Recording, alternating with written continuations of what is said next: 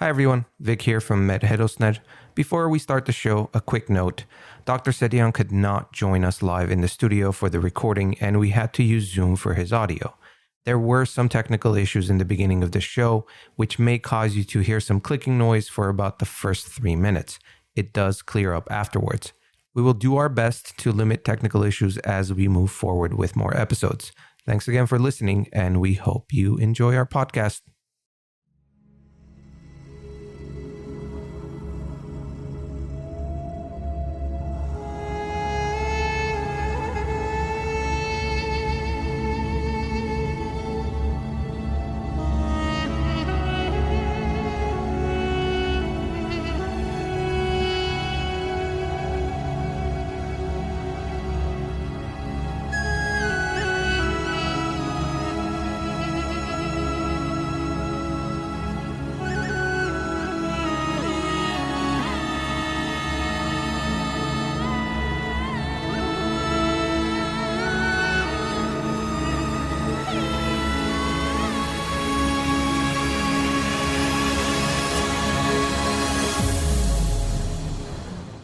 Hi everyone, welcome to Mer Herosner podcast, where we learn our history together. I'm your host Vic Aslanyan, and I'm joined by my other hosts, Mike Balyan and Dr. Vahan Setian.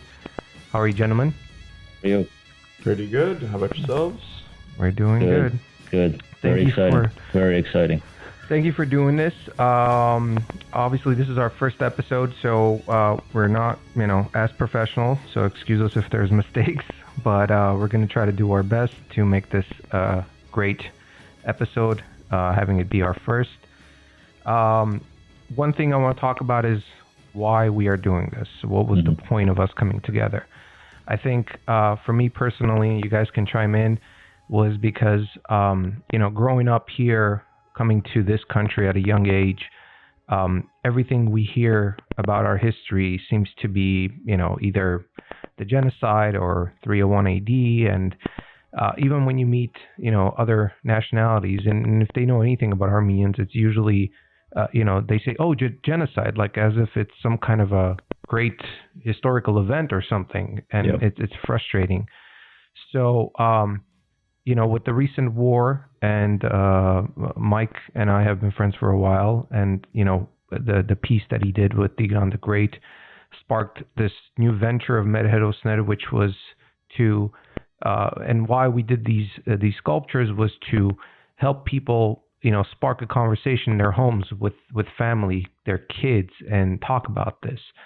And that led to the whole podcast, and we were fortunate enough to meet Vahan because, we were talking about this. How can we do this for it to be right? We are not historians. We love history. We read history. We watch documentaries, so forth. But we want someone to teach us. So, we were lucky enough to meet Vahan, and he's we're so thankful for you doing this, by the way, and not just being a guest, being a co-host. It's very important.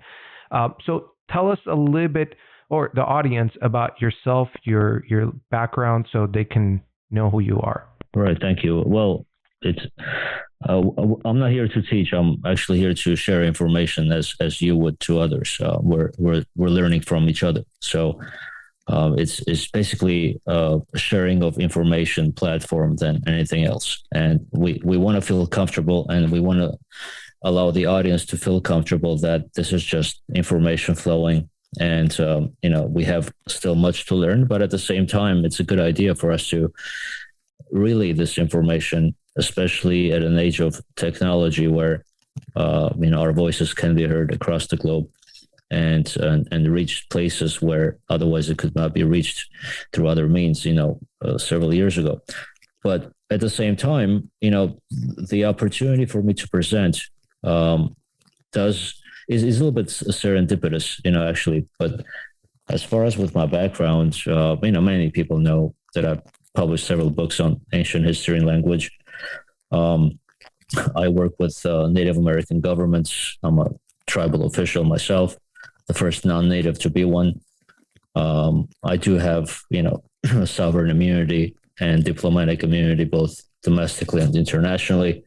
it's a huge blessing. At the same time, it's a huge burden because you got to perform, you have to help many people, and there are so many lives at stake, and every second counts. But at the same time, considering Armenians and Armenian history, I think we have the sense of urgency there.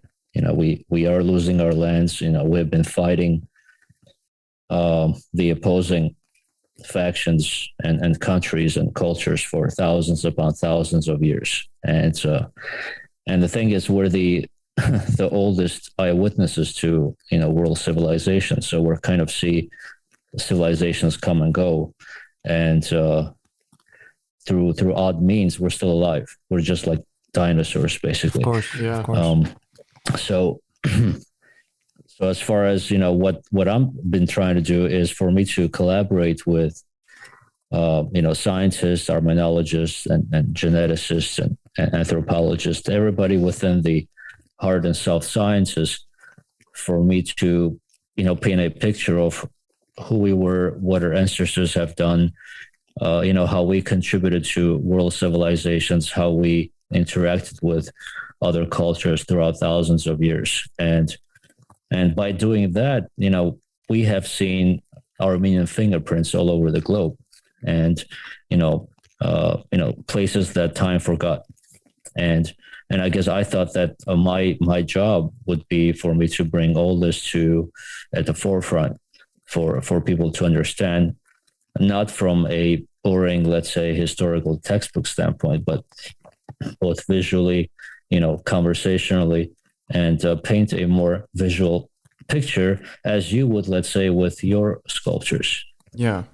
Now I have a really quick question to ask you, Ivan. What and I was when I first met you, I was thinking about the same thing, and what I'll ask you now is, what inspired you to get into this world, and maybe later on also get involved with the Native American tribes? Is it something that when you were younger you wanted to, this is what you wanted to do, or did this just something materialize over time as you grew older? Well, I'm glad you asked that question, because I was with a large physician group a couple of days ago, and when they read my bio, they told me that I'm involved in all these different spheres at the same time. The thing is that you have to be involved in all these different spheres for you to make significant change in one sitting. We're finite, so we have only so many years for us to live, and if I'm able to make a positive change, I try to be involved as much as possible and serve as an example to the children that if you're able and capable of making a positive change, you should make that into your life's effort. The way I got into Armenian history is actually through indirect means. I was trying to find whether altruism was related to religion, or it was actually innate. And I went through back in time, thousands of years, and then every attempt I made for me to go further back in time, I saw more and more of Armenian fingerprints in different civilizations. Because there comes to a point where you kind of stop at Sumer in Mesopotamia, right?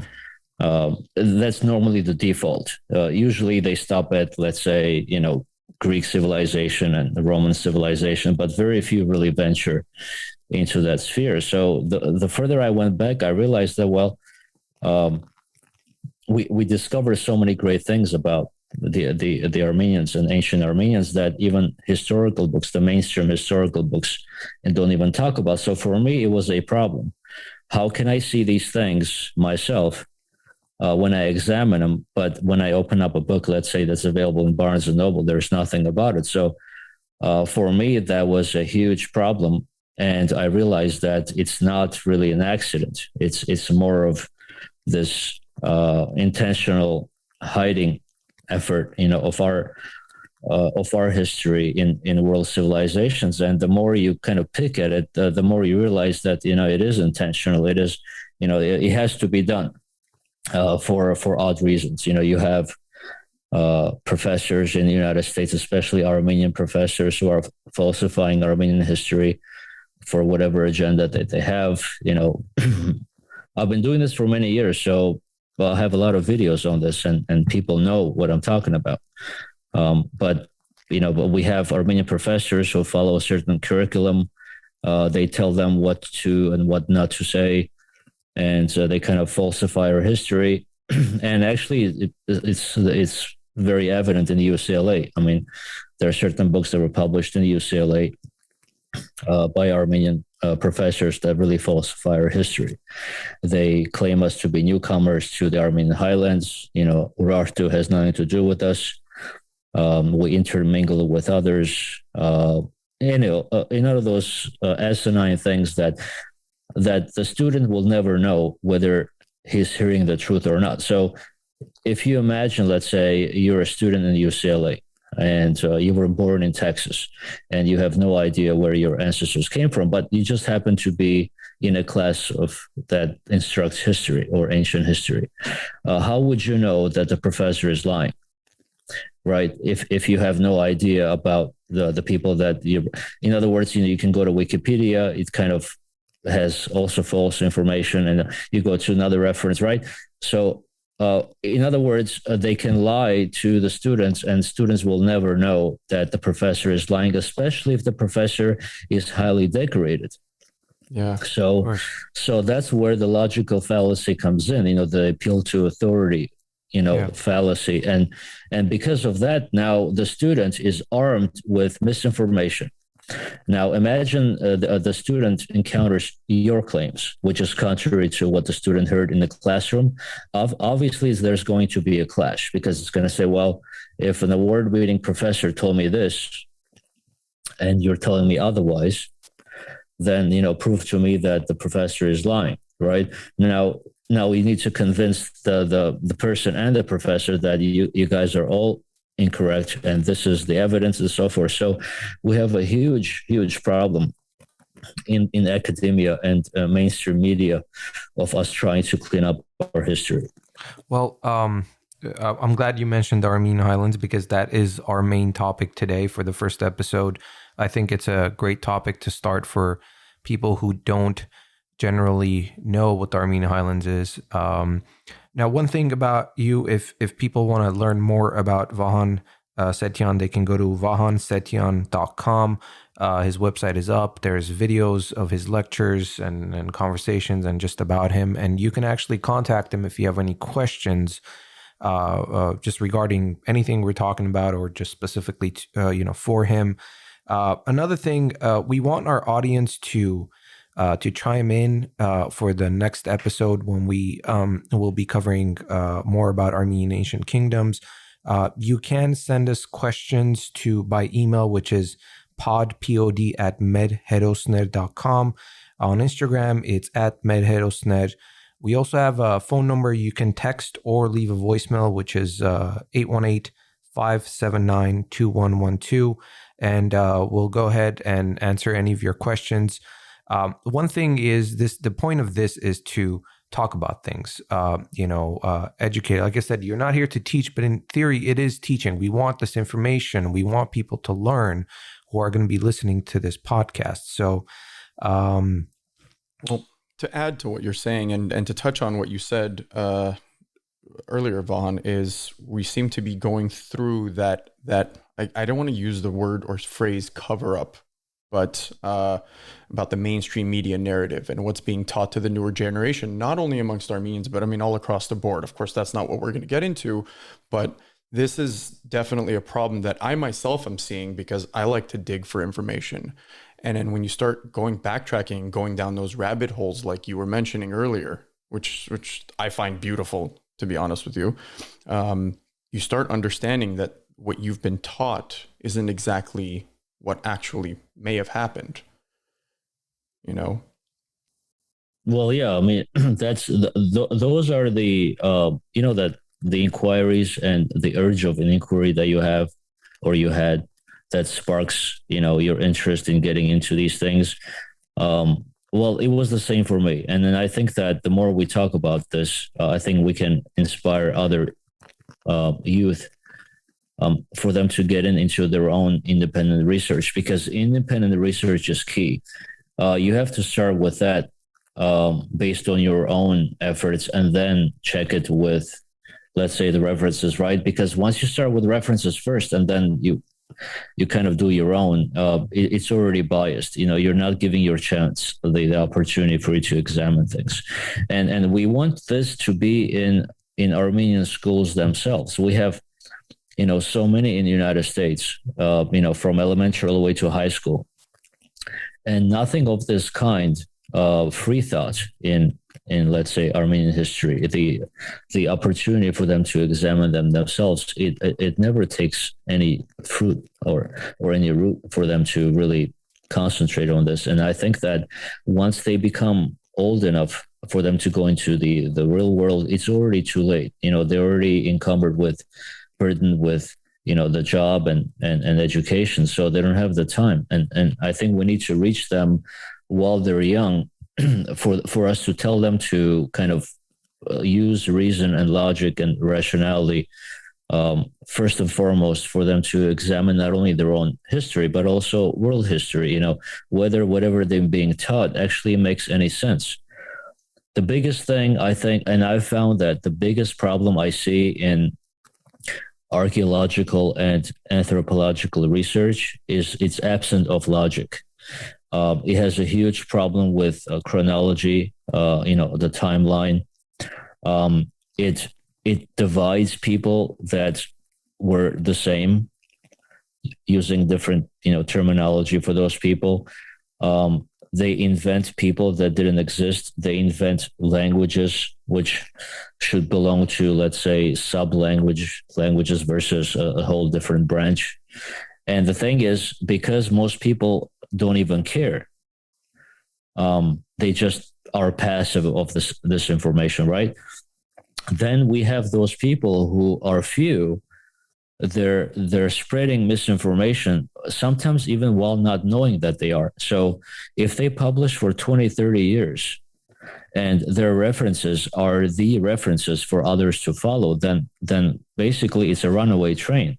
Now we have to go back and clean up all that mess. On top of that, prove that they were wrong, publish things, right? Going to academia, it's a huge monumental effort that not many of us have the luxury of doing, whether it's time, right, credibility. And just almost rewriting history. Right. You're doing double the work to be able to prove the falsification of historical events. Again, this is the whole point, to talk about this stuff and learn together. And like you said, the next generation in schools, especially Armenian schools, my own children will start Armenian school actually this coming September. And that's one thing I would want for them to learn, because I know there's a saying, I keep saying this, history, knowing your own history, or just history in general, is the fruit of power, because knowing where you come from, where you've been, your people, your ethnicity, everything ties into who you become based on your knowledge. So having said that, I want to start our first topic, which is Armenian Highlands. So Vaughn, why don't you give us, our audience, if you can describe for them to visualize what the Armenian Highlands are.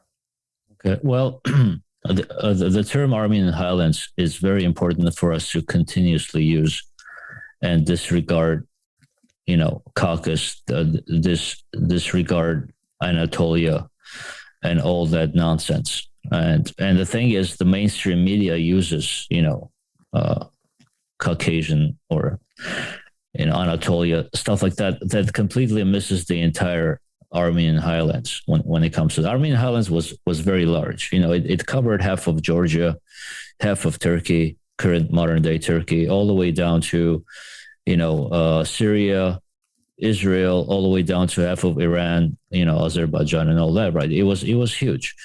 It was bigger than the C2C legend and also history of Tigran the Great, right? We have seen all that map of Tigran the Great's, big empire. Armenian Highlands was much bigger than that. And when I say much bigger, you have to take into consideration how old and how far your people go back in time, right? So even the recent findings at Portasar, and they use the word Göbekli Tepe in Turkish for the region, but that actually fell within our border. So we already can see, our ancients work in Portasar and on all the cave carvings and petroglyphs and hieroglyphs at Uhtasar and Cermazor Mountains. We find these things: the oldest shoe, the oldest winery, the oldest skirt, and on and on. The oldest metallurgy and the oldest metal smelting, and all these old ancient things are ironically found in the same geographical area. The first animal domestication, the first agriculture, the first time the human beings actually put together the astrological signs in one area. All can be found in Armenian Highlands. And the thing is, if you look at our culture today, you can still see the echo of that memory inside our alphabets, the way we speak, the way we pronounce things, and our culture reflects that. That's what I'm saying. It's amazing not only that we have survived this long, but we still carry this echo of information within our genes, within the way we speak, and the way we do things, the way we create. So the Armenian Highlands is actually the bedrock of what we do today, and all the way to, let's say, the alphabet that we use today. The words that we use about Arev, Horus Arev, and all those things, that it means something, right? So we have to pay attention. We really have to pay attention on the things that we have on paper and on walls today. Even the khachkars and the crosses, cross stones and all that.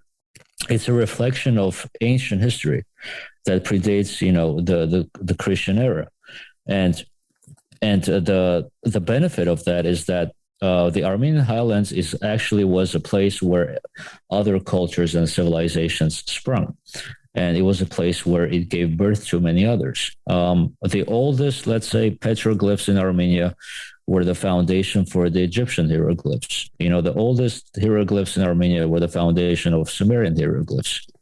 Now, what do we date when you say, how far are we going as far as? Well, technically, if we want to be intellectually honest, we can go back safely as far as 18,000 years. Some have gone beyond as far as 40,000, but I want to be safe myself personally.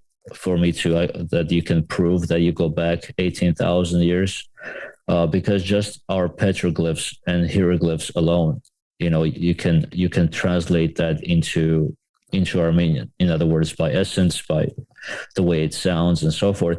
And then Armenians are not the only ones that have done that. The German archaeologists actually have examined Portasar and its carvings, and they have written down how they actually sounded. But the problem was that they didn't know Armenian, so they couldn't kind of connect it to Armenian. But when we read it, it's all Armenian. The word kar and ararel and all that, it's all there. So our language hasn't really changed much, even though we have more than 100 dialects. There are places where two Armenian dialects are spoken and they can't understand each other.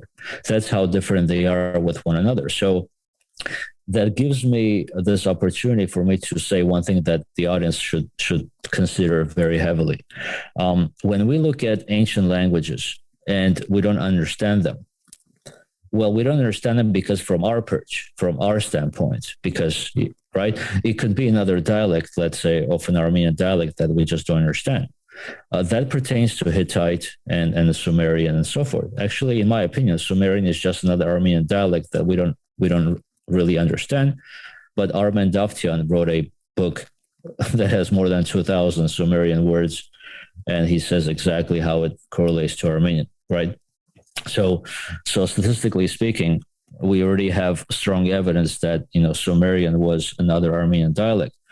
So that's what I'm saying. After thousands of years, if there is a morphing of words and the way we pronounce things, it doesn't mean that it's not ours. Yeah, it's just a different dialect. Yeah. So the Armenian Highlands is actually a place where we really need to revisit. The problem is that 90% of the Armenian Highlands now falls within other countries, right? You have Georgia, you have Azerbaijan, you have Iran. As much as old Iran is, it's not as old as people think it is. It doesn't go back further than 1200 BC. It's just a baby compared to other civilizations, right? And then, most of it, let's say, fall in Turkey, modern day Turkey. So each and every civilization or the current country right now, they completely hide the fact that they're finding Armenian artifacts, correct? In other words, so not only is our land occupied now by newer countries, our ancient history is underground in other countries, basically, and we are unable to not only view it, but even our anthropologists and archaeologists are not invited to these excavations. So now these Italian and Turkish and German and Scottish archaeologists are digging our past, and we are unable to participate that. Now, can you imagine how much value we would have brought in if we examined our own ancient history? So if that it's silent, right? That means that the academia and the social media is going to be silent on all the things that are being found. I'm not even talking about all the things that are being destroyed. Now, Turkey, the way it's going is creating the biggest museum in the world, and it's housing Hittite and all the other civilizations there, and they don't say a word about Armenian history. Exactly. So you see now why is a problem. And on top of that, those countries are spending millions upon millions of dollars on either misinformation, disinformation, and actually erasing of Armenian history, because that's the only way they can legitimately stay there, right? Is for them to pretend that they were there and Armenians were newcomers and all that. So it is a huge, huge agenda. I think that thought of when they say, Armenians are newcomers, I mean, it just drives me insane. Like, how can you say that about us? Like, with all the evidence, but it's the same concept as like, they came, they conquered, and they have to erase to be able to claim that it's theirs. And we have to fight that. Well, same thing is happening in Israel, right? I mean, Israel took Palestinian lands, but the thing is, before Palestinian lands, there were Indo-Europeans there. It's ridiculous for two Semitic groups to fight one another over land where Indo-Europeans were there first. Yeah, it's not even their land. That's right. So, it's like the same thing is happening in other places. And the reason why they say we're newcomers is because they're separating our people into two groups, Armenians and Urartians, even though it's the same thing, right? So just the way they pronounce it. And on top of that, you'll have two or three scientists, let's say in 1800s, they write certain things and it never goes on check. And then 100 years later, right, they're using those references in current research. Well, all of a sudden now the world has two different cultures. You have Urartians, and then Armenians came and conquered it. Right? So, all of a sudden, these nomads, right, come in and then they take over the Urartian lands, and all of a sudden now we have everything. Even though we're examining the Urartian language, which is Araratian, by the way. The reason why I say Urartu, because the Assyrians were Semitic, so they didn't have the vowels, right? So the RRT, you can say Urartu, you can say Ararat, right? So all of a sudden now we have two different groups. Even though we found, Urartian is basically another Araratian dialect of the Armenians. There's evidence of different cultures that couldn't say Ararat. It's a red herring, though. Yeah. Do you realize what we're talking? I mean, let's pay attention to what we're saying. We're saying that despite all this evidence, they're saying otherwise. You see, it's a red herring. They're creating this false effort for us to use our energy to prove something that already has been proven, or it's not necessary for us to prove. You see, it's in other words, we have been directed to this certain tangent just for us to spend all our energy and time on. And while we do that, while we fight this, they're doing this on the other side. Yeah, it's like constantly being on the defensive. That's right. Yeah, absolutely. And I mean, have you noticed even with the recent war, it's like you cry foul and nobody listens, and it's like it's so frustrating. You show all the evidence and everything, but because they're, I guess, they're more powerful financially. It's mostly money. And they can falsify, just like Azerbaijan calling, or just as Albanian. It's like, you got to be kidding me. Even Albanians themselves don't even recognize that. See, the reason why they're saying it is because they have enough ignorant people for them to run away with that. You see, like if they say that to 1 million people of their own people, and those 1 million people start posting something about that on social media, that's already a runaway train. Oh, yeah, and if it doesn't get checked or verified or censored to a certain extent, that's going to be the information that the next generation is going to take on. And imagine, let's say, if they do erase those people there and our lands and everything else, we're going to be a distant memory. And they can say all these things about us. Well, what I've noticed mostly, if you're talking about Turkey or Azerbaijan, they do this within themselves. They falsify this history within their education system from kids, from kindergarten. I think the way we fight this is to educate the world about it, and just it's like they're gonna do what they do. This is their agenda. This is their protocol. They follow a script. It's the same script over and over. And if you tell yourself something enough times, you're gonna believe your own BS. So it's kind of the same thing that they're doing to their people. But I personally think that the world itself, when you look at other countries, they see through the BS that they're pulling, and it is our job to educate them about the truth of the past, of our culture and country. So I think that's the way you fight it, in my opinion. Yeah, and the way we fight it, because we are outnumbered, just the fact that we're outnumbered, we got to work double time if we need to make any change. And I'm hoping that this podcast will radiate beyond the borders of the United States. I'm glad that's in English. That's another important point I want to make. We have extraordinary scientists in Armenia, extraordinary, that one of their books, if it was ever published in English, would destroy some of the falsifications out there. But because it's only in Armenian, the entire world doesn't even know that a book like that exists, and we need to fund ventures like that. Of course. So that's why our English podcast is instrumental and critical for us to reach the world, to talk about the truth. And because here's the thing: the Armenian history and its research and its protection connects to world history. In other words, if we're able to keep Armenian history alive, we keep the world history alive, because we were fundamental and we were integral part of that. Because if you change something about Armenian history, it changes in Greek and in Roman and Akkadian and Sumerian and all the other civilizations, because it doesn't make any sense anymore. It's just that the world needs to see this for them to be able to grasp the sense of urgency, right? I mean, I have books at Amazon that the Turks call themselves Sumerian, right? The damn thing is published and is being sold to the people who don't know any better. And the thing is, if they continue doing that, especially en masse, where we kind of fall behind on those publications to counteract those falsifications, we're going to disappear, whether we have the truth or not, right? There's a saying that the needle doesn't get hidden in a sack too long because it just protrudes.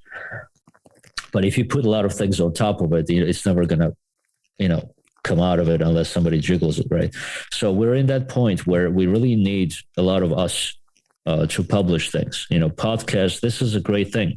Let others do other podcasts as well. For them to publish. Of You course. really don't need to be a historian to publish it- historical books. And that's the point. We're just two regular guys. We have our own lives, personal lives, things we do in our day jobs, and just living day by day. But we have so much love for our country, our heritage, and where we come from. And I think, both of us talk about, I feel like we have this thirst of education we need, because we haven't been taught as kids. And there were no history books. Even in Armenia, I don't think there was anything to teach us. But I want to mention something you said. If anybody is listening, and please, if you like what we're talking about and what we're doing here, share it with your friends and family. And if anybody is a publisher, contact us. We're all open about new ventures, and if we can get these books published or translated, and get it going. This is very important. Time is of the essence, everyone. You guys have to understand this. We're at a critical point right now where these countries are falsifying everything about us, and we're not going to exist. It's also polluting people inside of us. We have many people that are falsely instructed, especially in Armenia too, that, let's say, Urartians have nothing to do with us. It's being instructed there in Armenia, and they have removed most of them, but it still lingers, right?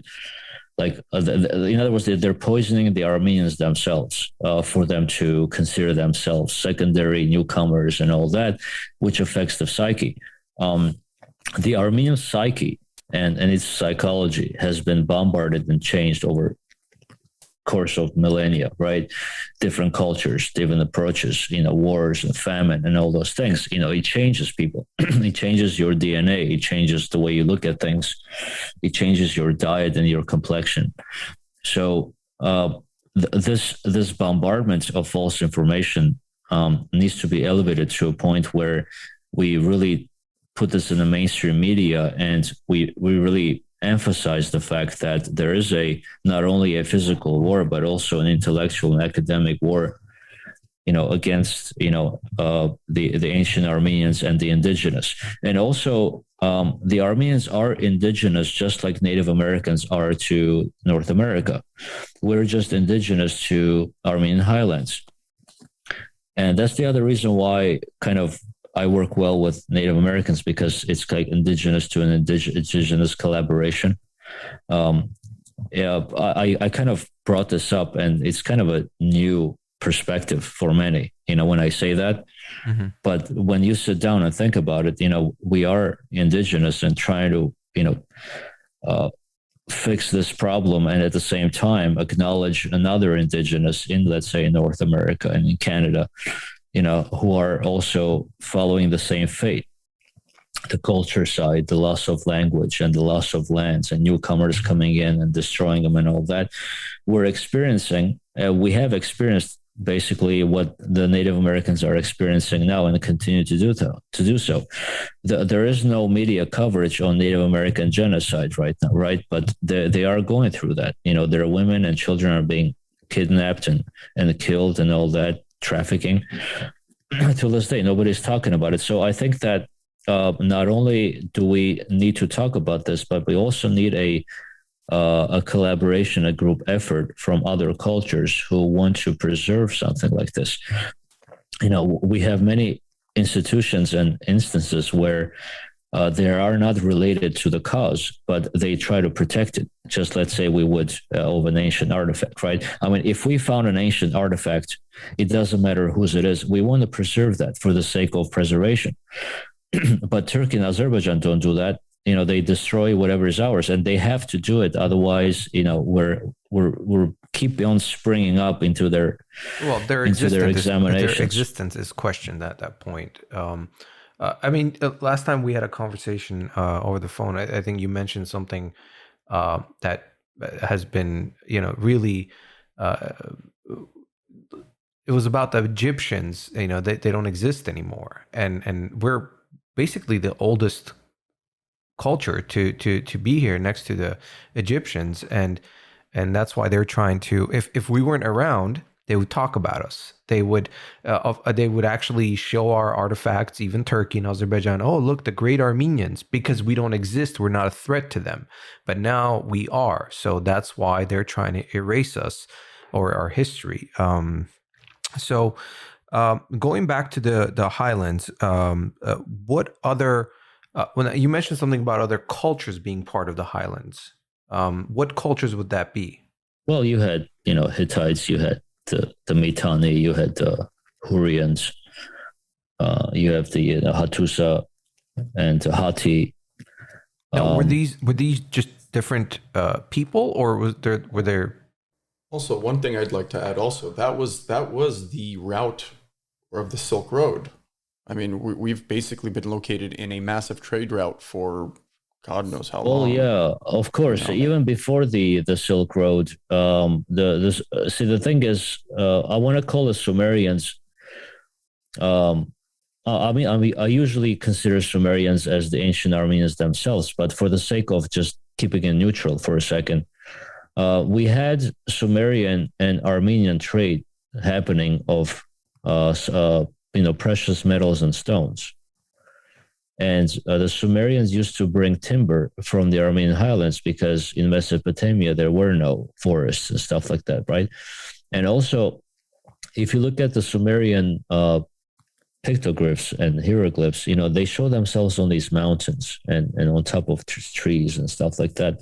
Well, there was no mountains and all that. It has to be in Armenian Highlands. And the thing is, their own inscriptions say that they came from the land of the gods, which was the Armenian Highland, the Arata kingdom, the Arata location, which is Ararat.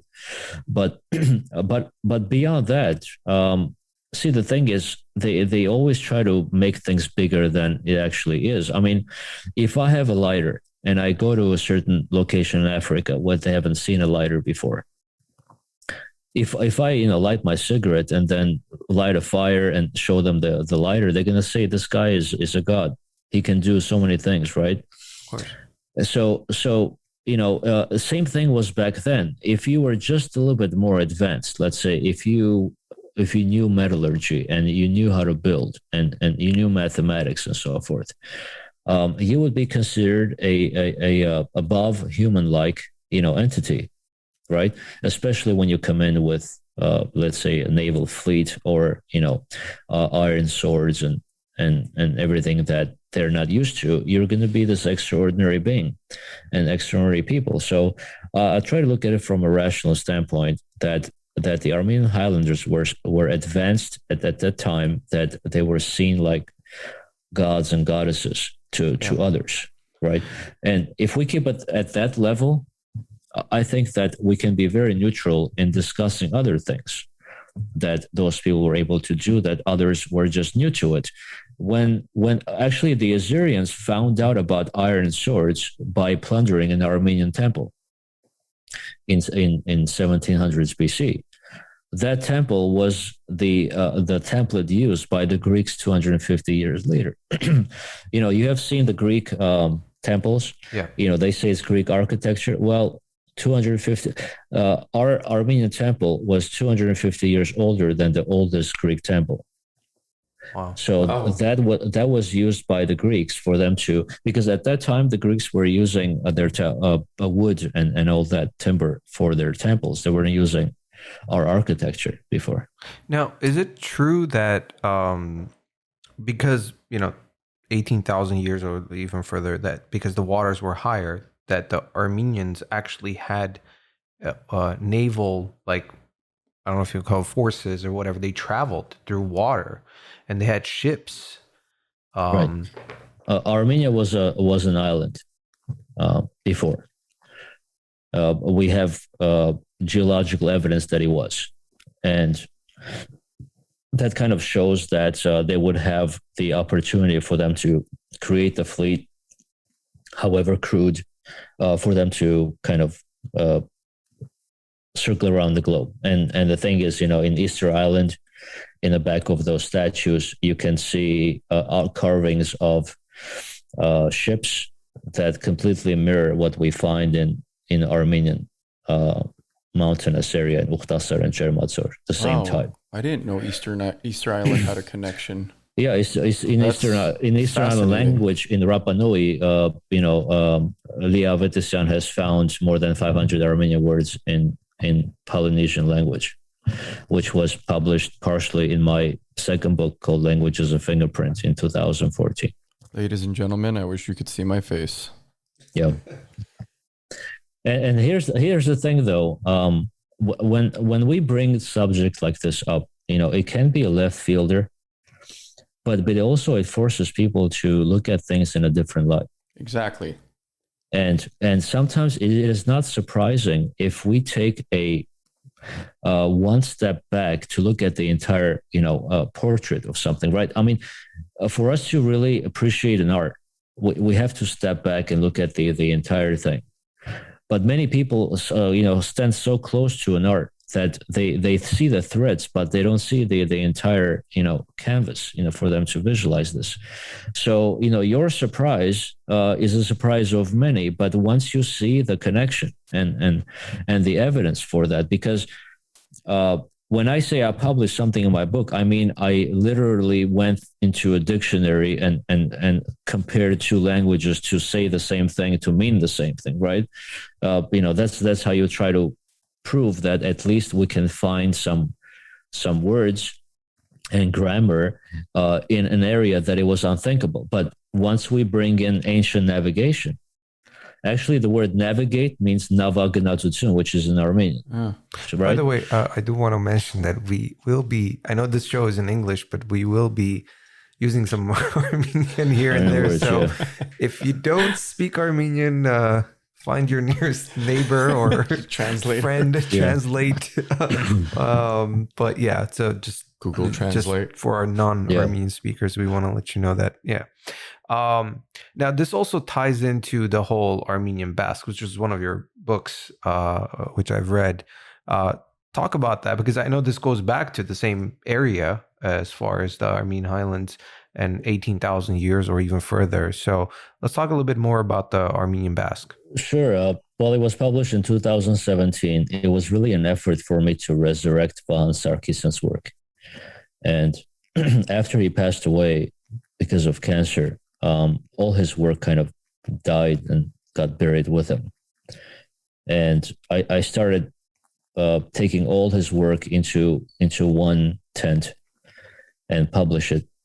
And then that's how I met his daughter and his widow in Glendale, and I was able to I even wrote in a book that I'm doing this for him and his family, for me to resurrect it. That was great of you to do that.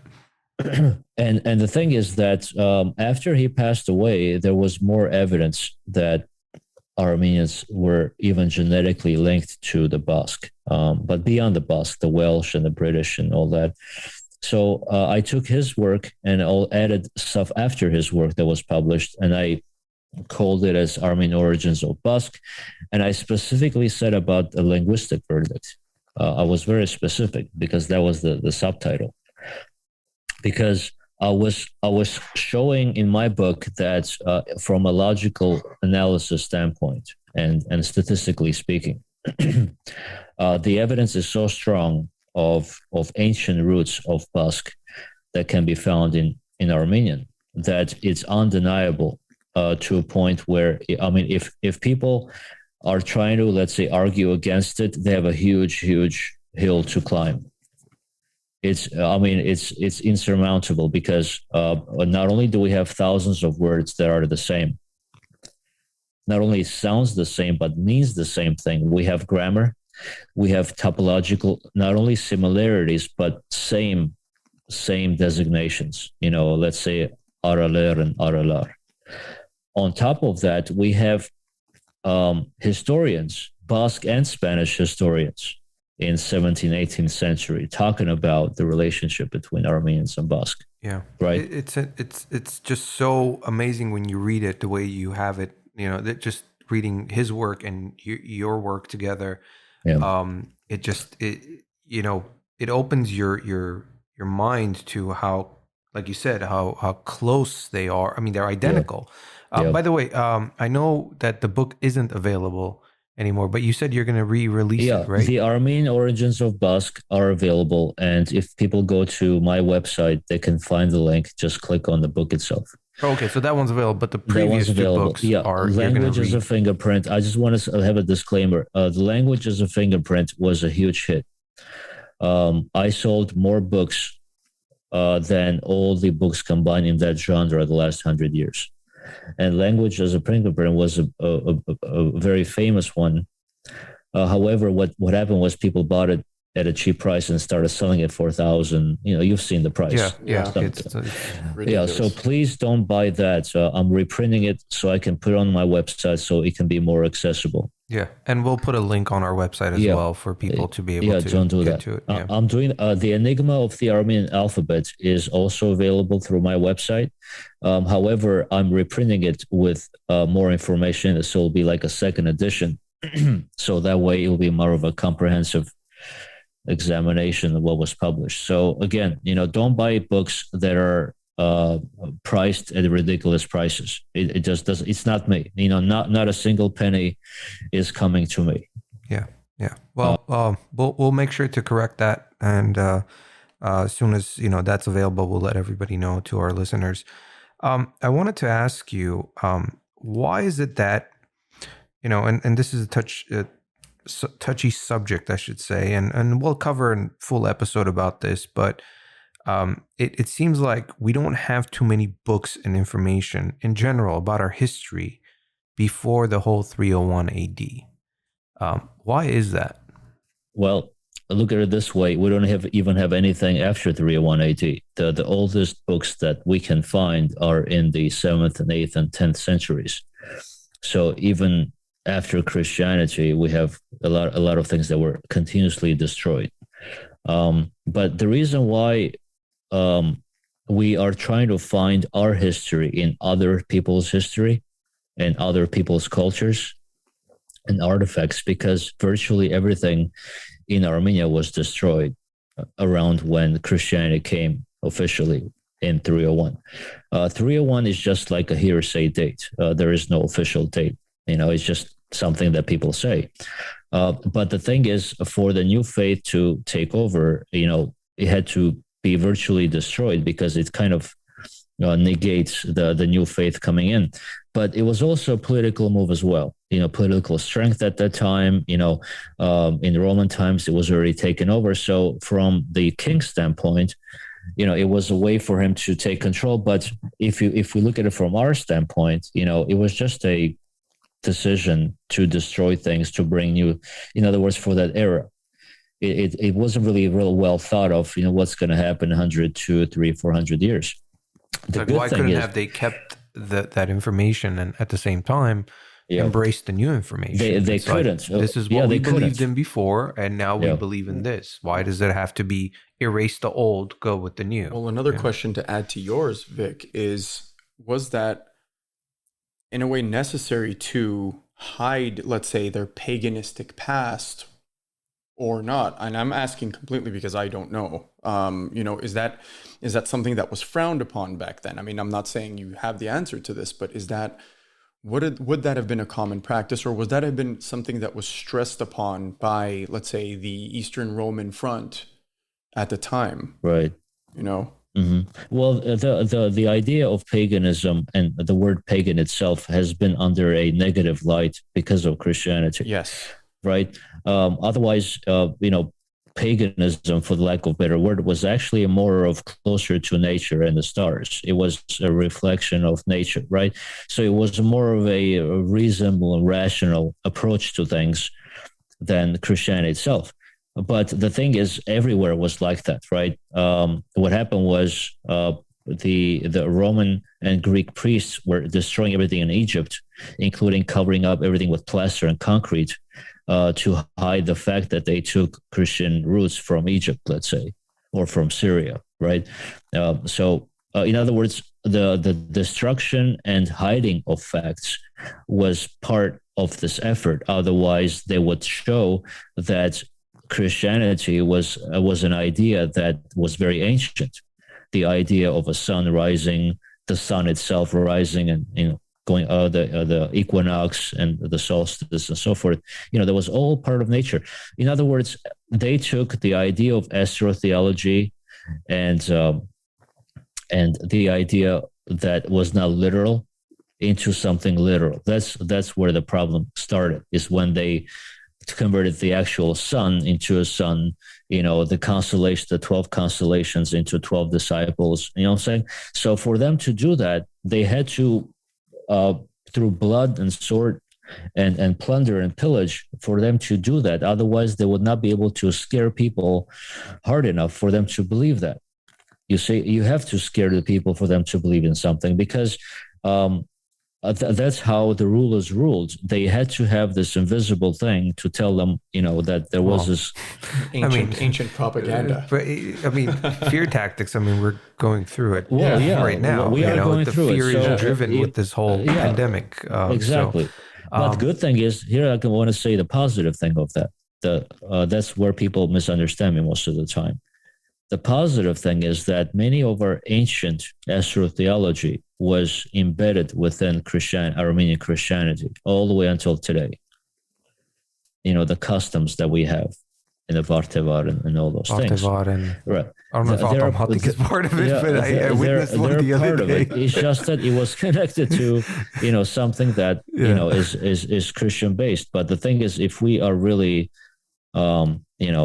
reasonable about this and rational, we can see that we still, in our Christian culture, we still echo our ancient past. Of course. Yeah. And one thing, to our listeners, this isn't about religion or anything of that sort. This isn't about putting down Christianity.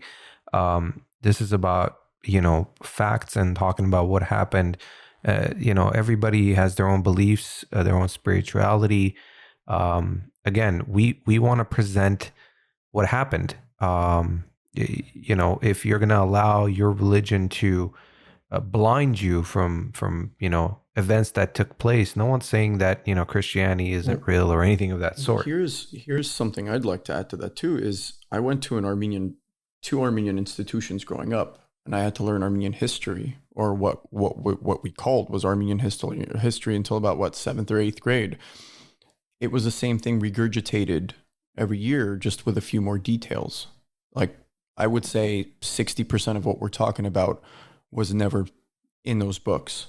And this touches on what we were talking about way earlier in this podcast, right? But again, it will just never be. Yeah, and it will never be, because those schools are being funded by the Apostolic Church. Yes. It's not going to happen. Actually, if you look at just the data of information about us, the biggest falsification is coming from Echmiadze about our history. They really downplay our ancient past. They say that Armenians didn't know anything before Christianity. They actually write that on their website.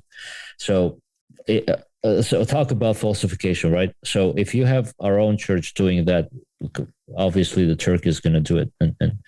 But that's so, I don't understand that. It's like, why would you listen? No one's saying, we all come from Christian families, and I don't know. For me, it's just, if you accept your past, and I think you're more powerful by saying, hey, you know what, this is who we were, and then this came in, we accepted this, we live by these rules or beliefs and this, that, but doesn't mean that the people before that were idiots or morons for believing in the sun or had these gods.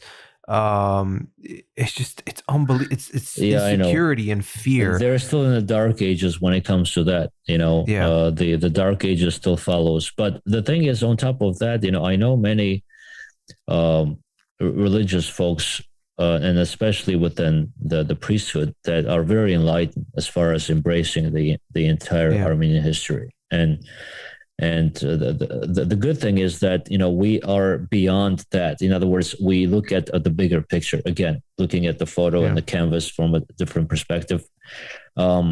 Religious or not, spiritual or not, I think that we have a bigger goal, is for us to continue with our self-preservation, continue with our, embracing our history, helping one another. Actually, the church, the Armenian church, can be a huge benefit if they could open up platform for this type of an education of ancient history and language. And they can utilize that for us to, have these meetings, bring in, children for them to learn from. In other words, we have what it takes. We can use what we got, religious or not, Christian or not, to come together for us to really preserve ourselves. Because if we're going to have an infighting and we're going to, bicker in all these things, we won't be able to survive another, 1 or 2 generations, right? Yeah. And I mean, it's important that we have to understand what's going on in our past. It's this grassroots movement that should be started, like you've mentioned, like we've been talking about. And segueing into my next question or next topic would be, what's going on with Armenian historical research? And why should the world care? Why should all of us care? I mean, I know why I care. I know why Vic cares. I know why you care. But as a collective, well, here's the thing, though. Let's go back to your sculptures of Tigran the Great. Obviously, Tigran the Great sculpture is a visual piece that is highly needed for people not only to learn about it, but also to see it. And that is a vehicle that if we can replicate that piece and put it in each and every Armenian school, you're talking about them not only just being talked about it, but they can actually see it and feel it and be more memorable, right? So that leads to an answer to your question of as far as, why the Armenian research. Well, the Armenian research not only needs to be talked about, but also needs to be visually shown. It needs to be repetitive. It needs to be in front of people all the time for them to take that into serious consideration.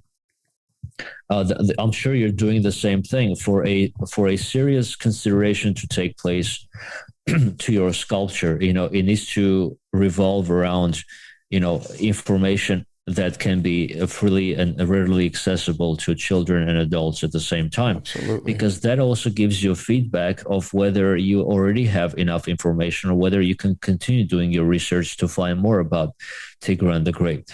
And the thing is, Tigran the Great is a very good starting point for you to talk about kingdoms before him and how far back we go, which we'll cover that next time. and that's just middle of the ground. Yeah, we'll cover that on the next episode. Yeah. So why Armenian history? Well, it's because Armenian history is key to world history. It is the apex or even the cornerstone of ancient civilizations, because frankly, all the eras of civilization lead back to Armenia. Because all the firsts of human civilization we have found in Armenia. That's why it's important. It is kind of a lifeblood of ancient historical research. You can't talk about Sumerian history and its origins without talking about Armenian history. It's not going to happen. The conclusions are incomplete. So anyway, it's something that we should consider. Also, another thing is in terms of, and I know I've had some experiences myself, just running into so many people here and there out in public and friends and whatnot. I have friends that are a little bit younger than me, friends that are older than me.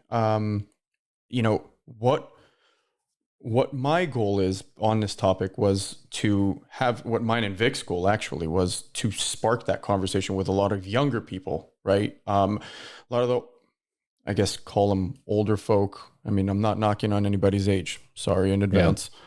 Yeah. But, I've ran into people in recent months who have seen my piece and asked, who is that king? I mean, don't get me wrong. I felt a little embarrassed inside, but the last thing you want to do is embarrass the person in front of you. So you try to kind of baby them through this information. What would you suggest would be something that some of the younger listeners, whoever tunes in, would have a good starting point into starting to research some of these things in our ancient past? Where would they want to start? what would be a good starting point? Not for Wikipedia, them? that's for sure. Yeah, definitely not Wikipedia. Well, I think that, obviously with your sculptures, it's going to have its own plaque of who that person is and the history behind it. But not only that, I think that each and every piece with its own plaque should be placed in, starting with Armenian schools, just like a hall of history, you might say. And each and every of your kings or figures that you put together, that would represent a certain eon and a certain era for conversation to start. Because the idea of you doing the sculpture of a king is actually extraordinary, because imagine, let's say you come to a table and there are 10 people sitting, and then you put the figurehead into the middle of the table and then just be silent about it. Imagine, let's say, that silence, what it would turn into a conversation topic, because they're going to ask, how do you know about whether Tigran the Great looked that way, and so forth. So that actually motivates you to learn everything that you can about the guy, not only from the Armenian sources, but also most of the sources are Roman. You see, this is the other reason why that's why everything was destroyed before 301. That's why we can't even find stuff about our own kings in our own literature before 301, and we have to resort to Roman sources for us to figure out about our king. You see, there were letters before Master of Mashtos. We did have literature before Master of Mashtos. Here, I'll give you an example. What do we call, let's say, in the middle of the church, we call Choran, right? Mm-hmm. We say Choran. Well, they say Choran because that's where you Choranan. In other words, that's where you.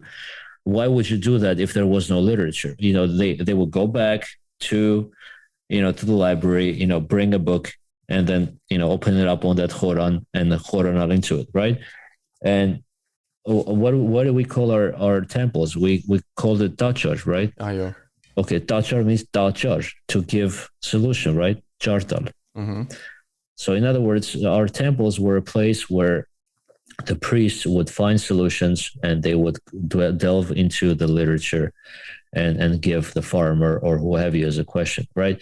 It only makes sense, but you have to look at it that way. That's why your re-examination of a sculpture is actually your own effort for you to dig into history and find answers for that. And I'd just like to announce, with very, very, very limited resources, ladies and gentlemen, it wasn't a very easy project to embark on in terms of research. As Vahan was mentioning, you have to start looking into surrounding our quote unquote neighbors of the time to get any bits and pieces of information.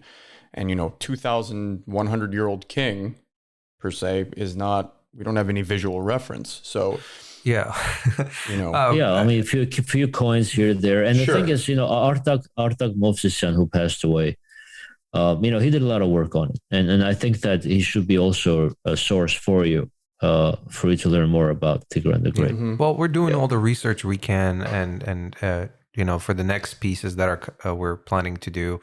I think that the biggest thing also people need to understand, this is Mike's artistic view of what he would have looked, because no one knows what he looks like. So all to those critics out there, those comments we get or messages, relax. The fact that you say that's not him, unless you have a photograph of him, send it to us. We'll make an exact copy. I would love to see a photograph of you and Tigran. I really would. Since we're on the subject of this, real quickly, and we'll jump back into the Armenian Highlands. You want to talk about, again, it's funny with the internet, the information people, send you and the questions.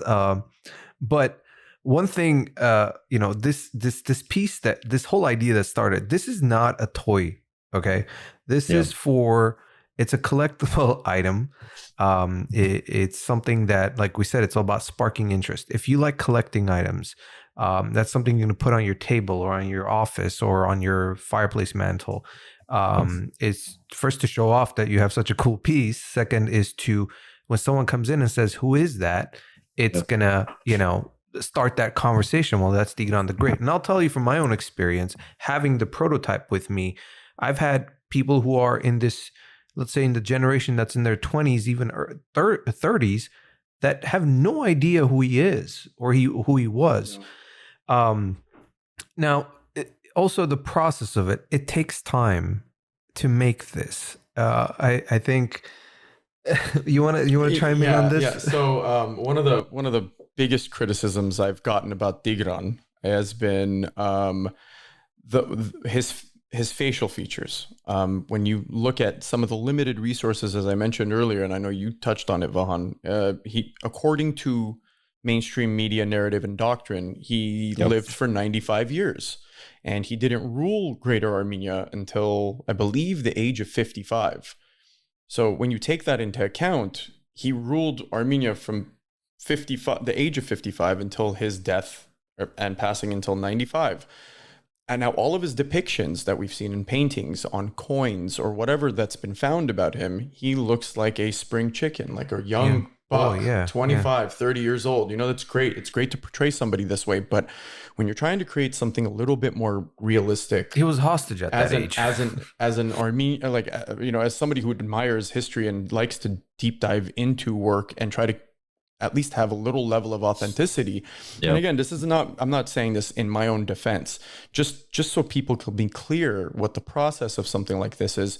You kind of have to take all of these things into account. Sure, we can, and I've worked with a lot of people in the film industry who are major collectors of Batman products, of Spider-Mans and Jokers and whatnot. They've never aged. Over 80 years, Batman apparently never got old. You know, it's kind of unrealistic, but kind of cool, right? Well, yeah.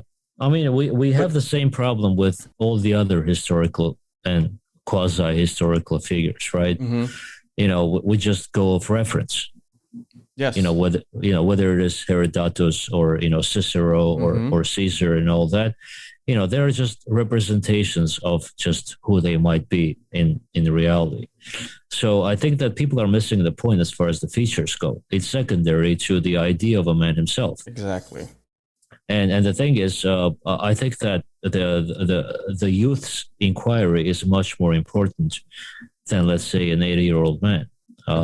Just because we're trying to kind of have them think also, is there a way for them to come up with a way for them to know more about how these people looked? So the coin itself could have been him in his 30s or 40s, just for the sake of the way, Julius Caesar had those, the leaves around his forehead to show his hair receding.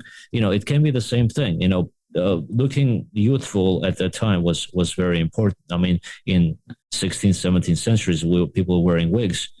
And, in other words, we have that problem, but people are concentrating on ridiculous things and missing. Yeah, they're missing the entire, narrative about what we're trying to do. Of course. And it's unfortunate, but, everybody has an opinion and a voice on. Well, I mean, if you had a third eye or a second nose, I would say, okay, how the hell do you know that? But we welcome it, and we answer to everybody's questions. Yeah. So that's just to those people that are out there. That again, unless you have a photo of him, please share it with us, and we'll redesign it. But okay, let's get back to our what else is there about, like, what would you say the most important thing about the Armenian Highlands would be for someone to if they were to research, like you said, it was bigger than, I know everybody visualizes the whole C2C, Tigran the Great and but like you said, it's bigger, and it is bigger. Again, I forget the author's name. There's a recent book that I just ordered. It is called Armenian Highlands. But from there, I saw some just small portions that talks about how big it was. And when you said it visually, it went all the way down to Israel. That's amazing, So what would be some important points about the Armenian Highlands that you'd want to share with us? Right. Well, we're going to be here another 5 hours if I go into dissertation, but after hours, let's take the top three. Yeah, but I guess I'll keep it simple because it's the first podcast. We have to look at the Armenian Highlands and the time in a continuum. Very important. We have to look at civilizations upon civilizations as a continuum and interrelated aspects of history. We have to take into consideration the the influences that they had to one another, that they lived in close proximity. That means that they shared information. And also for people to not to divide or delineate all these different cultures into separate sects or groups, but to look at them as a whole. They have to realize that, let's say, when Egyptologists, for example, talk about Nefertiti and Amenhotep, they need to figure out also that Nefertiti was not an Egyptian. She came from Armenian kingdom of Mitanni. You see the connection. So you cannot have Egyptian history or any of that effect without the inclusion of Armenian history. Now, let me ask you something. That right there itself, most people, when you say that, are going to say, well, they're going to question you, right? Because of the falsification of other historians. Mm-hmm. How do you fight that? Here's the thing, though. When people talk about that, they're not really saying we have contrary evidence. In other words, people should know that Nefertiti came from elsewhere. She was not Egyptian. She married into the Egyptian dynasty. Okay, so they are going to find out that Nefertiti came from Mitanni. Well, Mitanni can only be translated in Armenian. So the problem is that we have falsification of who the Mitanni and the kingdom were versus, let's say, whether Nefertiti was Armenian or not. But once we know that the Armenian kingdom of Mitanni was Armenian itself, then we can hypothesize that because not only was Nefertiti a newcomer to Egypt, we also have to take into consideration what she brought in. She brought in the sun worship that we're used to in Mitanni. In other words, the Armenian kingdom of Mitanni was the first place that there was a monotheism, and the sun was it. Because they understood nature, they understood the value of the sun. They knew that the sun was the life giver, and then in Christianity, the sun turned into an actual sun. I'm the light and all that, right? Yeah. We know that the sun is the life giver, and the same thing was in the Egyptian Book of the Dead. They do talk about the sun and everything else, and the same verbiage, by the way, that we find in Christian theology. So to answer your question is when people come forward and saying no, you're wrong. Well, they have to come with the contrary evidence why they think that they're wrong. Also, they need to provide evidence and also their understanding of the evidence too. What they're doing is just they're repeating the same thing as the others would without any second thought, right? This is what I meant. I'm going to go back to the UCLA lecture because that student is going to be one of those people that are going to say things otherwise. They're going to say, you prove it. But the student only heard it from a professor who heard it from somebody else. That's like the saying goes, history is a set of lies agreed upon. Yep, that's right. Yeah. That's right. So what we're trying to do is we're trying to separate the rational, factually valid perspective and what has been repeated, so often with no logical or reasonable basis to it. That's all we're doing right now. Well, that was one point. That was one point. The other thing that I said top three. I know you said you can go for 5 hours, but okay. The second one, I think that we really need to place a huge importance of what it means to for Armenia being the cradle of civilization. And what we mean by civilization is actually the transition from hunter and gatherers into a systematic society where they had, systematic or systemic agriculture, animal domestication.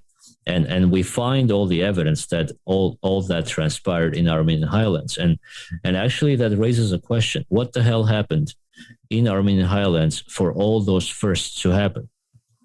Did they eat something that they became much a little bit more smarter for them to do that? In other words, it opened up the huge chapter of what transpired in the Armenian Highlands. That part of the brain to start. That's like 50 rabbit holes to go down. If you had the first agriculture in Armenia, animal domestication in Australia, winemaking, right? Yeah. Winemaking in South America, I would say, okay, each and every domain had its own strength.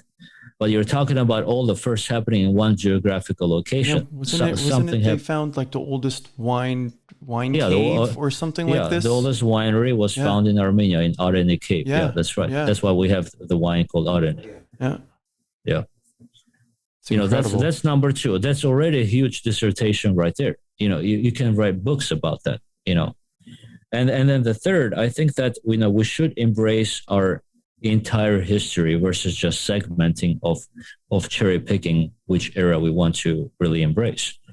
If let's say if you're a theist and a Christian, let's say, and you only want to concentrate everything after 301, because I have met Armenians who actually were so disgusted in pre-Christian Armenian history that they didn't want to talk about it. So we have people like disgusted that inside. As in like, why do you have the Garni temple on your desk, for example? Throw it away or burn it, things like that. Wow. An actual conversation, and actually that happened in 2015 when I was at Masters College in Glendale doing a lecture, and you already know what Masters College is in Glendale. I did that. And, an old timer came, this lady, and saw Garni's replica on a desk, like you would, let's say, or Tigran the Great. Mm-hmm. You are going to experience that because, we have a lot of people that have been brainwashed and scared. Yeah. Mm-hmm. See, so it's not something new. So we want to, if we are going to resurrect our ancient history, our prehistoric history, our Armenians are actually prehistoric. They're not ancient. They're prehistoric. Robert Ellis in 1800s, when he published the book, The Armenian Origins of Etruscans, the Etruscans were the original Italians. He said that the Armenian conquests were throughout the world were done during prehistoric times. Wow. You see, just by language alone, he was able to deduce that. But the thing is, hard sciences are proving that. But we have a huge, huge front that are working against us. So we have to take into consideration that this is very real and very serious. And it requires many people to embrace. I think we need more historians and people doing research than lawyers and doctors at this point. I think we do. As far as our culture goes. I think we do. The problem is, just like Vahan mentioned earlier in a podcast, it's kind of being suppressed by the powers that be, that may have more financing, that's more of the accepted narrative. Yeah, I understand. Obviously, you look at the schools heavily, connected with the church. But like I said, it's unfortunate because it both should be embraced. You have to, accept who we were, where we came from, and why we ended up as Christians. Yeah, look at it this way. From 301 to now, what's that, 1800 years? Yeah. Okay. 301 to, let's say, 10,000 BC. That's 10,000. So we're kind of replacing or favoring 1800 years over 10,000. There's a huge imbalance there. And I think that if we open up the gates, and I think Tigran the Great is the gateway, because the guy comes very close to the Christian era, right? He can be the gateway to other things about what religion we had before, what was it called, what did we follow, things like that. Because technically, and again, correct me if I'm wrong, Christianity was introduced to the Armenian people well before 301 AD. Yeah, I think in the late or early 2nd century into the 3rd century. First century, but the Saint Tadevos and all those, they're mostly legend than anything else. But we get the point. King Upgar and stuff like that. We do see that. I mean, some of the correspondence between Jesus Christ and King Akbar were proved to be fabricated. It was Eusebius that did that in the 3rd century. But here's the thing, though: the crucible of Christianity was in Syria, in Antioch, and it was just eventually ventured out. So there is a pinch of truth in it. But the idea is that it's a historical truth we have to look after, not let's say the theological things that divides us, but the history that connects us. Well, we're getting close to about an hour and 20 minutes. So, any closing thoughts? I mean, I know the Highlands is just kind of a general. We want people on this episode to visualize how big Armenia was. And again, as we go, the whole point of this was to kind of set you guys up for the next show, which again, which will be covering Armenian ancient kingdoms, and then from there, we're just gonna go from one subject to the next one. I mean, the amount of information, I think, with Vahan's knowledge, I think we're gonna be here for about 10 years. Yeah. Actually, equally important is the work that you do as far as the sculptures and what's coming up. And I think that goes hand in hand. So what's coming up next as far as your sculptures go? Well, do you want us to give the secrets away? As most people have seen, well, I'll give a little snippet. As most people have already seen, Vartan Mamikonyan was an interesting, obviously a very important figure in our history to explore. And any of you who do follow us have already seen the prototype posted. Next up will be hold on. You're also working on... You cut me off at the best time. Hold on. Before you go, Vartan, there's a full... Yeah, so I am working on a full figure of Vartan. I'll keep that a secret, B-2 bomber status, Area 51 status. And I'll be revealing that hopefully within the next few weeks. Don't know if we're going to go the 3D print route or a high-res realistic print route, like somebody actually took a photo of Vartan. Yeah, and that would be more in color. Yeah, that would be in color. Possibly on canvases. Yes. But go ahead. Okay, are you sure? So it's just a quick snippet. Yeah. The next character, bust or full figure, I'll leave that up to your imagination, will be a female. So for any of our female audience, we haven't forgotten about you, we promise. Yeah. Yeah. Oh, yeah, we'll be doing I'm sure they want to see that. Oh yeah. There's plenty of exploration in our history. Even to my surprise, I'm not going to lie. We're so prominent with our kings and our princes and some of our fables that have involved princes and whatnot. We don't really concentrate too much, at least from what I recall, on our prominent female figures in our history. So I'm definitely going to be doing a lot more exploring with this, a lot more. You guys will be quite pleased, I promise. Yeah. We have our goal is to have all 4 sculptures, hopefully, if everything goes well, by the holidays. Yeah. One thing you guys have to keep in mind, first, the process for Mike to make this, it takes a lot of time, and the detail work that he does is just unbelievable. And then after that, we have to make a prototype. Then it has to go into molding, casting, so forth. And you want to, why don't you mention about this whole resin thing so people have an understanding? Because when we say resin, people think like actual resin is like it's an eraser. Or something. Yeah, no, rezinche. Rezinci. Rezinci. People have no idea what it is, so let's clarify that. No, it's kind of like a polymer. It's like a very, very hard plastic. If I were to 3D print a hard resin baseball, it could probably crack a lot of bones. It's very powerful. It's very strong. It can, at least in the 3D process, can be made to look like anything we'd like. Whether it be bronze, whether it be stone, whatever the case is, it's very easy to manipulate in 3D. But the end product is a hardened resin. Hopefully, if all of this goes well, maybe one day we'll start exploring with some real stones in the future, stone casting, which would be really, really cool. Yeah, really cool. I'd be looking forward to something like that. So the next, like I said, that it'll be a female. And then we have another king coming up. I think the female, we've both decided there'll be a full figure, maybe. Sure. We'll see. I don't know. We're still in talks. I'm still willing to surprise you guys. So that's to his imagination. Anything you want to mention, Vaughn, before we? Yeah, the reason why I brought it up, because, hopefully some of the people that are well off and wealthy and have the resources for them to promote this and endorse this, and contribute to the development of those figures and sculptures and bring it to the world stage, they should start getting involved. Otherwise, we come to a dead end all the time where they want all this to persevere and sustain itself, but nobody's doing about it.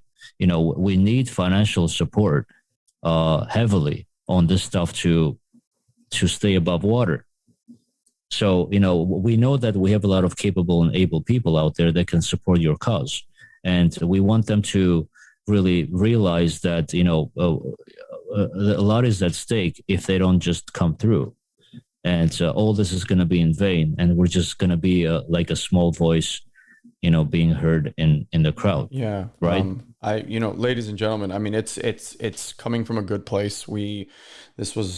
I'll be honest with you. If you want to talk about it, this wasn't meant to be a venture of any sort. It was just a passion project. Really, it was just to get people talking, just to get people excited about our history. Again, I'll say it again. I know I'll probably mention this a few times in future episodes.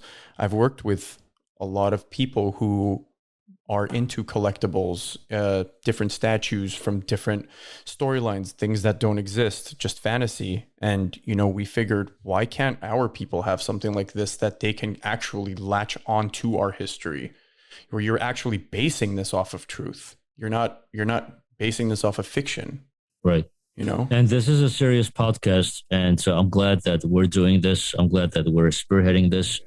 And thanks to you both, for coming up with the platform, because we have so much to share.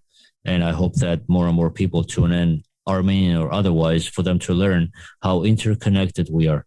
Of course. All are welcome. Of course. And we're going to, like I said, our goal is to starting from, the next episode to kind of concentrate more on specific eras and times and certain people. So this will go for a very long time. And by the way, I want to thank everybody who has pre-ordered the sculptures. Thank you so much. I know it's something in our culture that people hesitate to pre-order things, but we're surprised the amount of pre-orders we've gotten. We are going to be making only a certain amount. By the way, guys, this is a collectible. This is not about making money. This is about a limited edition, sets that once it's done, that's it. We're not going to reprint it. We're not going to remake it. Again, this is a passion project that went into a lot of thought of how to do this the right way. A lot of hours. Yeah, a lot of hours. And the cost of making these is a lot. So the Armenian school should pay attention to this. All the deans and presidents. That's another thing I wanted to mention. We're so busy with so many things happening, and we haven't been able to reach out to many. But we will be reaching out to the Armenian schools and talking about possibly doing custom pieces for them, larger than the size, and possibly even using the stone casting system to do this for them. So if anybody listens who works in any of the Armenian schools, you can reach out to us. Again, if you have any questions, you can email pod@medherosner.com. That's pod@medherosner.com. Instagram @medherosner. The phone number is the 818-579-2112. Leave us a voicemail. You can text us any questions you would want us to answer in the next episode, or for Vahan to answer, or even suggested topics. Yeah, suggested topics, something you want us to talk about. Yeah. Let us know. Why not? I do want to thank C-rouge. Actually, his name is C-rouge Bagdasaryan. He's an amazing artist. He allowed us to use his music for the podcast. You know what you hear in the intro and in the outro is his music. Go check him out. He's on Spotify, YouTube. It's C rouge ROUGE. Just an amazing artist, blending old Armenian music with the new deep house progressive sounds. Very amazing. So any closing thoughts? I'm definitely sleeping a lot smarter tonight.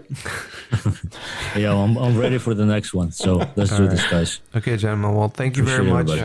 everybody. Thank you very much, Vaughn. Really appreciate it. Yeah, You thank got you. it, man. And Always here for you.